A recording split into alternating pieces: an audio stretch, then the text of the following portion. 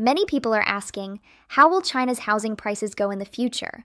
Will they fall slowly, move sideways, or rebound violently?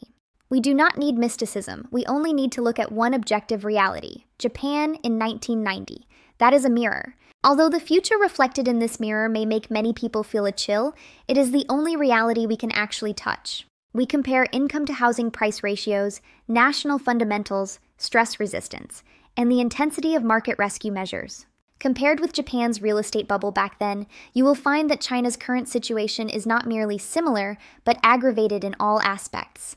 First, look at the income to housing price ratio, bubble thickness. Japan, 1990. A Tokyo worker needed 12 years of annual salary to buy a 100 square meter apartment. This was criticized worldwide at the time as a crazy bubble.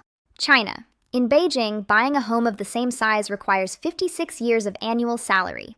The national average level also requires 37.6 years. Conclusion: the depth of China's real estate bubble is 3 to 5 times that of Japan back then. Next, look at national fundamentals, stress resistance. Japan.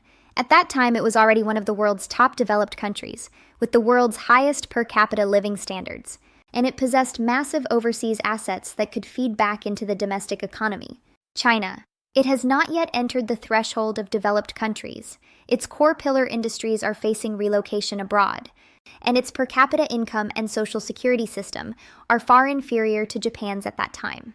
Finally, look at the intensity of market rescue. Billions of yen to deal with bad debts, implemented zero interest rates, and even negative interest rates, and launched QE quantitative easing. By comparison, our current rescue measures, whether in terms of capital scale or policy depth, are far inferior to Japan's back then. Even if from now on not a single mu of land is sold nationwide and not a single building is constructed anymore, by the end of 2025, there will still be as much as 8.248 billion square meters of existing housing stock on China's land, including units for sale, completed but unsold, and basically completed.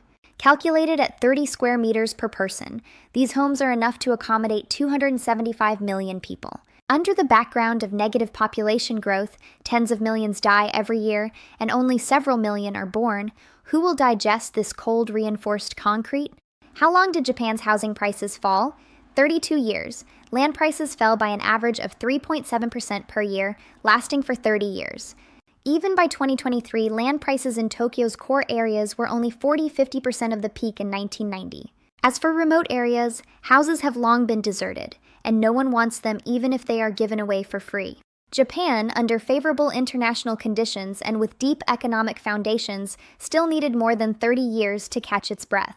China is currently undergoing a transition from an income expenditure model to a debt expenditure model with enormous fiscal pressure. Objective forecast: if there is no thorough systemic reform, housing prices may have to fall to 5% to 10% of their current levels, that is, shrink by 90%, before they can truly stabilize. This means that homes that originally cost $40,000 per square meter may have to fall to $2,000 or $3,000 before they match ordinary people's actual monthly salaries. Some people say, household savings are increasing, the rich will come back.